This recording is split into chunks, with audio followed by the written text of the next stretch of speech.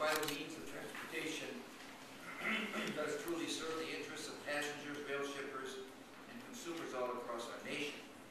I'm testifying today in my capacity as chairman of the Judiciary Committee's Subcommittee on Antitrust, Competition Policy, and Consumer Rights. As we consider the federal role in national rail policy, I believe it's crucial that antitrust law enforcement be a part of our nation's rail policy.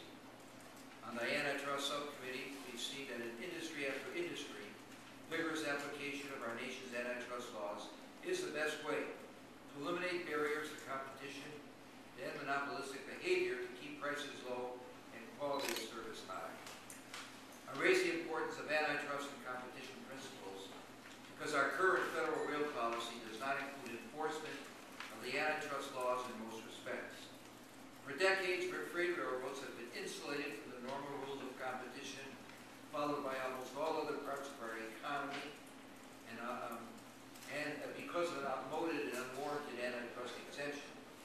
Consolidation in the railroad industry in recent years has resulted in only 4 Class I railroads providing nearly 90% of the nation's freight rail transportation as measured by revenue. And 3 decades ago, there were 42 such railroads. The railroad industry's obsolete antitrust exemptions mean higher prices for consumer and manufactured goods for food and for electricity. As you know, I've introduced legislation designed to repeal this obsolete antitrust exemption. This bipartisan legislation has 11 co-sponsors, including members of both the Judiciary and Commerce Committees, and it was reported on the Judiciary Committee on a unanimous 14-0 vote in March of 2009. The ill effects of railroad consolidation and immunity for the antitrust laws are exemplified in the case of captive shippers, industry served by only one railroad. Over the past several years, these captive shippers have faced spiking rail rates.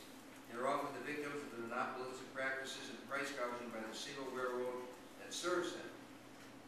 Price increases which they are forced to pass along in the price of their products and ultimately the consumers.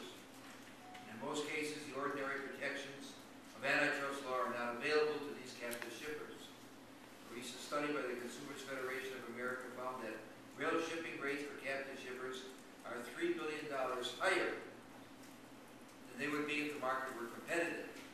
These unjustified cost increases cause consumers to suffer higher electricity bills because of a utility must pay for the high cost of transporting coal, result in higher prices for goods produced by manufacturers who rely on railroads to transport raw materials, reduce earnings for American farmers who ship their products by rail, and also raise food prices paid by consumers. The special exemption is unique to the rail industry. Virtually all of the regulated industries, including telecom, energy, and air transportation, are fully subject to antitrust law. Our railroad antitrust legislation is supported by the Attorneys General of 20 states, a wide range of consumer organizations, and leading industry trade organizations, including the American Public Power Association, the American Chemistry Council, the National Farmers Union, and the American Corn Growers Associations, among others. Even the Bush Justice Department recognized damage done by the railroad antitrust exemption, and I would ask consent to introduce it to the record of 2004 letter from the Justice Department to then House Judiciary Committee Chairman Sensenbrenner detailing the manner in which antitrust exemption shields potentially anti-competitive conduct. That is why I'm so pleased, Mr. Chairman, that in May 2009, you and I reached an